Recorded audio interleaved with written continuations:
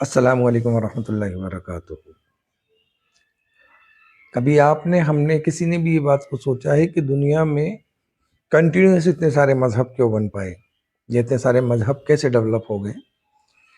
इन सभी मजहबों के बनने के पीछे जो सबसे बड़ी बात है वो ये है कि जैसे जैसे समाज और सोसाइटी के अंदर बुराइयां पनपी, आडंबर फैला, अंधविश्वास फैला दिया गया, इन सब से मुक्ति दिलाने के लिए मनुष्य को एक अवतार को अवतरित किया गया, एक मैसेंजर्स को भेजा गया ताकि वो लोगों को ये गाइड कर सके कि जो वो कर रहे हैं वो किसी भी दृष्टिकोण से उचित नहीं है, सही नहीं है और केवल मात्र एक अंधविश्वास है। इन अंधविश्वासों को तोड़ने के लिए इंसानों को कहीं ना कहीं उस परमेश्वर ने, उस खुदा ने हम सभी के लिए जो सबसे अच्छी चीज बनाई है वो ये बनाई है कि हम इंसान सही ट्रैक पर चलें। उदाहरण के लिए आपने देखा होगा कि जब ताजिए निकलते हैं तो ताजियों के नीचे से बहुत से लोग निकलते हुए आपको नजर आते हैं। एक तो ये ताजिए बनाने का कॉन्सेप्ट प्लस इसके नीचे से निकलने का कॉन्सेप्ट, ये कोई धार्मिक दृष्टिकोण नहीं है, ये लोगों की अपनी बनाई हुई मान्यताएं हैं।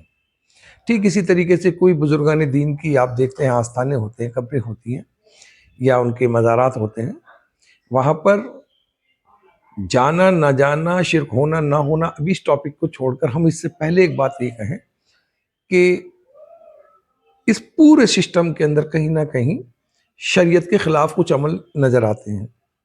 जैसे बेपर्दा औरतों का वहां जाना, समाज और सोसाइटी में इस तरह से बुराइयों का फैलना, औरतों का वहां पर जाकर बहुत सी औरतें जो आप करती हैं, देखते हैं उस तरह की वो हरकतें जो होती हैं, कुछ मर्द हजरात भी उस तरह की हरकत वहां नाचने कूदने की सी करते हैं। तो ये सभी चीजें जितनी भी हैं, इन अंधविश्वास और आडंबर से बाहर निकालने के लिए मजहबों का निर्माण किया गया। गुरुओं का कॉन्सेप्ट आया। गुरु किस लिए बना दिए गए धर्मों में और इनकी महत्वता किस लिए बताई गई? ताकि कि आपको सही मार्ग दिखा सकें और आप उन मार्गों पर चलकर अपने जीवन को सफल बना सकें, सरल बना सकें, आसान बना सकें और दुनिया की भी ये लाइफ और इसके बाद की जो लाइफ है वो दोनों आपकी इजी हो जाए। मगर अब जो इस दौर में हम देख रहे हैं, ये गुरुजन जो ज़्यादातर सोसाइटी सभी धर्मों में इस तरह का अंधविश्वास भी फैलाते हैं और लोगों के अंदर सही मार्ग दिखाने के बजाय अपनी भक्ति कराने में ज़्यादा वो मस्त नजर आते हैं। आज किसी भी पीर मुरीदी के सिस्टम में देख लें या किसी भी दिगर मजहब की बात करें, कोई एक मजहब का टॉपिक नहीं चल रहा है।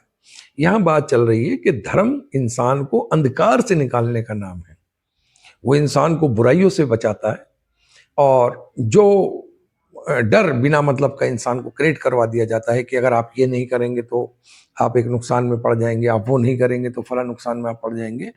तो इन डर से बाहर निकालने के लिए मजहबों का निर्माण किया गया। लेकिन इन्हीं धर्मों के अंदर कुछ धर्मों के ठेकेदारों ने और ज्यादा अंधविश्वास फैलाया है और इन सब चीजों को करने के लिए अब जो लोग उन मान्यताओं को नहीं मानते हैं वो भी दुनिया में आराम से सुकून से रह रहे हैं, उन्हें कोई प्रॉब्लम नहीं। और दुनिया में तो ऐसे भी लोग हैं जो किसी मजहब, किसी धर्म, किसी खुदा, किसी ईश्वर को नहीं मानते, वो भी इजीली अपनी लाइफ को जी रहे हैं।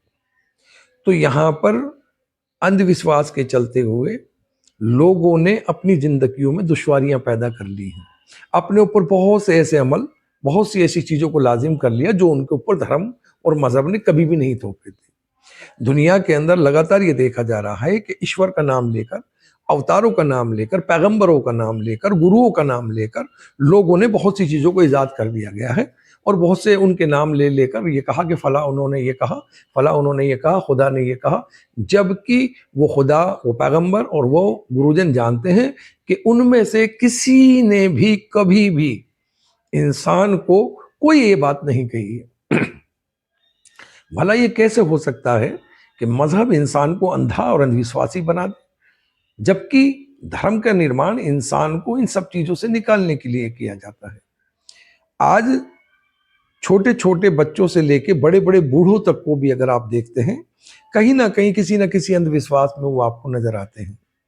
देखिए धर्म क्या सिखाता है, धर्म का सिखाने का मेन एजेंडा क्या होता है? धर्म इंसान को एक सिंपल लाइफ सिखाता है। आपको सुबह कितने बजे उठ जाना चाहिए, जो आपकी साइंटिफिकली बॉडी भी उससे बेटर रहती है, आप फिजिकली भी हेल्दी रहते हैं। तो आपको सुबह उठने का टाइम निर्धारित करवाता है, आपको सोने के कुछ टाइम निर्धारित होते हैं। और धार्मिक जो आप पूजा पद्धति होती है, इनके माध्यम से इंसान के अंदर एक्सरसाइजेज वगैरह होती हैं, उससे उसको बड़ा बेनिफिट मिलता है। और डिप्रेशन से भरी जिंदगी होती है, बीच बीच में उन डिप्रेशन से कट आउट ऑफ होकर ईश्वर की भक्ति करता है, तो उससे डिप्रेशन लोड कम होता है। इसी तरीके से आगे जब इंसान व्रत वगैरह रखता है, रोजे रखता है, तो उससे उसकी बॉडी हील होती है और बॉडी में बहुत सी बीमारियां जो होती हैं वो सही हो जाती है। जो एक्स्ट्रा फैट होता है बॉडी का, वो सही होता है आपकी।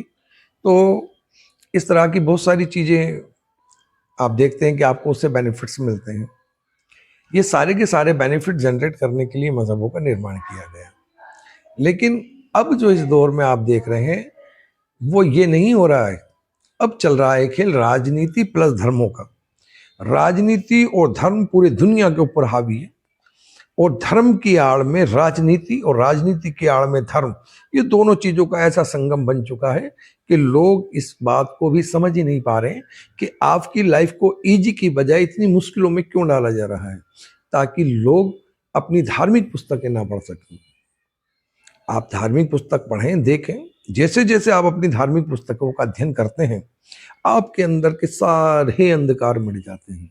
समाज में फैला हुआ जितना भी आप देखते हैं जो धार्मिक चीजें नहीं होती हैं, जिनको धर्म का नाम देकर लोग कर रहे होते हैं या धर्म को उसको अनुष्ठान समझ रहे होते हैं, लेकिन जब वो धार्मिक पुस्तकों का अध्ययन निरंतर किया जाता है तो पता चलता है कि हम बहुत बड़े आडंबर वाली जिंदगी जी रहे थे। इस आडंबर से मुक्ति मनुष्य की तभी संभव है जब मनुष्य पूरी तरीके से गहन अध्ययन करे अपनी धार्मिक किताबों का। अध्ययन ये बताते हैं कि इस पूरे ब्रह्मांड का जो क्रिएशन है वो किसी एक ईश्वर ने किया है, और ये जो ईश्वर है ये असीम ताकतों वाला है। इसके पास अपनी बहुत सी ऐसी ताकतें हैं, आप ये कह सकते हैं कि एक पावरफुल एनर्जी वाला, उसी के अधीन सारी वो चीजें हैं। इस ब्रह्मांड की जो जितनी भी क्रिएशन है ये उसके लिए हुआ है, और इस क्रिएशन को डिस्ट्रॉय करने की ताकत भी उसी के पास है। और कोई मनुष्य किसी मनुष्य को कोई फायदा नहीं पहुंचा सकता, और चाहे तो वो नुकसान भी नहीं पहुंचा सकता। ईश्वर ने एक समय अवधि के लिए इस मनुष्य जाति को एक मोहलत दी है, उसे एक इजाजत दी है कि वो इस संसार में चाहे अच्छे कर्म करे या बुरे कर्म करे। परमात्मा ने मनुष्य की उत्पत्ति से पहले मनुष्य के लिए यहाँ पर सभी चीजें मुहैया कराई हैं, लेकिन मिसगाइडेशन की वजह से लोग इन सब चीजों को सही से समझ नहीं पा रहे हैं। जैसे धार्मिक पुस्तकों में एक बहुत खूबसूरत बात कही गई है कि वो इंसान को दुनिया में भेजने से पहले उसकी रोजी का इंतजाम करता है। लेकिन क्या कभी आपने सोचा है कि ये रोजी क्या चीज है? रोजी से मुराद लोगों को ज्यादातर ये लगता है कि रोजी का मतलब होता है खाना। No, never, nothing. रोजी से सिर्फ यहां पर इनफ नहीं किया जा सकता। रोजी का मतलब यह होता है इंसान की जिंदगी जीने के लिए जरूरी जितना भी सरमाया है, जो भी उसकी जरूरत की चीजें हैं, वो सब परवरदिगार ने उसके दुनिया में भेजने से पहले वो तमाम चीजें उसके लिए मुहैया कर दी गई हैं। चाहे वो ऑक्सीजन हो, चाहे वो लिक्विड की फॉर्म में हो, चाहे वो धातु की फॉर्म में हो, चाहे वो खाने पीने की चीज़ें की फॉर्म में हो, चाहे पहनने के लिए कपड़े की फॉर्म में हो, घर बनाने के लिए रॉ मटेरियल की फॉर्म में हो। हर एक वो ज़रूरत की चीज़ इंसान के लिए उसके दुनिया में भेजने से पहले ही मुहैया करा दी गई। अब ये सब चीज़ें मुहैया कराने के बावजूद फिर उसी परमेश्वर ने कहा, ऐ मनुष्य, मैंने तेरे लिए इस धरती पर वो सभी चीज़ें बना दी हैं, XYZ। अब तू इसको तलाश कर और निकल घर से बाहर, और अपने हिस्से की जो चीजें मैंने दुनिया में तुम लोगों को दुनिया में भेजने से पहले ये सब चीजें मैंने मुहैया कराई हैं, उसको जमा कर, उसको इकट्ठा कर, उसको तलाश कर, ताकि तेरी जीवन आसान और सरल हो सके। परंतु मनुष्य क्या कर रहा है यहाँ पर? मनुष्य जाति धार्मिक इस अध्ययन को छोड़कर, इस बात को छोड़कर मुकद्दर का रोनर हो रहा है। और ये कैसे रोता है? मेरे मुकद्दर में यही लिखा था। भला क्या वो परमेश्वर जिसने हम सबको बनाया वो अच्छे और बुरे मुकद्दर लिखता है किसी के? नहीं, बल्कि वो आपके कर्मों के हिसाब से जो कुछ उसके परिणाम होंगे वो उसने एक किताब में मुहैया करा रखा है। उसके इल्म में ये सभी बातें हैं कि आप इस संसार में आने के बाद क्या क्या करेंगे। इसलिए उसने क्या किया, एक बुक बनाई और आपका पूरा फ्यूचर, चूंकि वो जानता है किस समय काल में, किस घंटे में, किस मिनट में, किस सेकंड्स में आप क्या कर रहे होंगे, उन सभी बातों को ध्यान में रखते हुए उस खुदा ने, उस परमेश्वर ने, उस अल्लाह ने एक किताब बनाई और उस किताब में आपकी पूरी भविष्य में होने वाली घटनाओं की जानकारी, इंफॉर्मेशन एक बुक में लिखी और इसी को लोगों ने भाग्य की किताब कहा है। अब भाग्य क्या है? भाग्य मनुष्य का ये होता है कि जो चीजें मनुष्य के अधीन हैं वो उसका भाग्य का हिस्सा नहीं होती है। भाग्य का हिस्सा वो चीजें जो उसके अधीन नहीं है, जिस पर उसका अधिकार नहीं है, जो उसके अधिकार क्षेत्र से बाहर की चीजें हैं।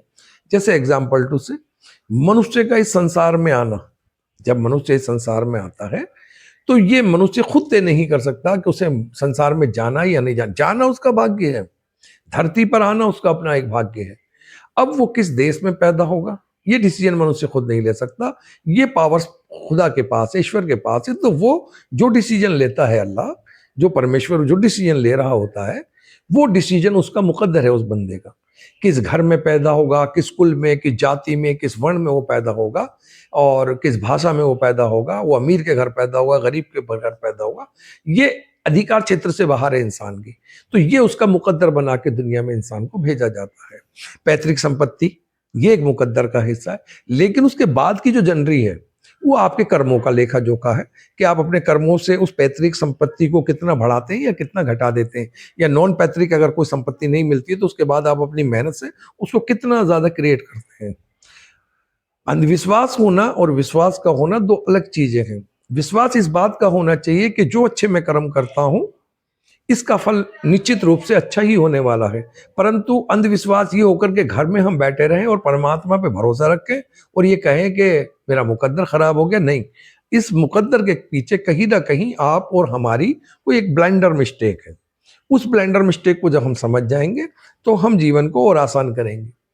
इसी तरह की हम बहुत सारी छोटी छोटी इंफॉर्मेशन आपको वीडियो के माध्यम से देना चाहते हैं और बहुत सारे टॉपिक है, ये बहुत शॉर्ट में फॉर्म में मैंने आज कुछ बातें आपके सामने रखी हैं। अगर आपको ये बातें समझ आती हैं, आपको ये बातें पसंद है, तो आपसे एक मैं हम्बली रिक्वेस्ट करना चाहूँगा कि इस चैनल को ज़्यादा से ज़्यादा लोगों तक पहुँचाने के लिए आप खुद पहले इसको सब्सक्राइब कर लें, बेल आइकन दबा लें और ज़्यादा से ज़्यादा लोगों को आप शेयर कर दें ताकि ज़्यादा से ज़्यादा लोग सही जानकारियाँ हासिल कर सकें। अच्छा, मेरी भाषा शैली पर ना जाए, मेरी भाषा शैली हर मनुष्य जाति तक इन बातों को पहुंचाना है। किसी विशेष लैंग्वेज को दायरा बनाकर किसी तक ये बात पहुंचाना मेरा कोई उद्देश्य नहीं है, बल्कि मेरा जो मेन काम है वो ये है कि हम सभी भारतीय, जितने भी किसी भी धर्म में रहने वाले लोग हैं, हम अपने जीवन को बेहतर और सुगम और अच्छा कैसे कर सकते हैं, इन उद्देश्यों के साथ हम ये वीडियो बना रहे हैं। आपका ये एक तरीके का सदका जारिया बन जाएगा और खैर का काम बनता है अगर आप इस वीडियो को आगे लेके जाते हैं। अगली वीडियो के लिए अस्सलाम वालेकुम। उम्मीद करता हूँ आप सभी इन वीडियो को ज़्यादा से ज़्यादा शेयर करेंगे। अल्लाह हाफिज़।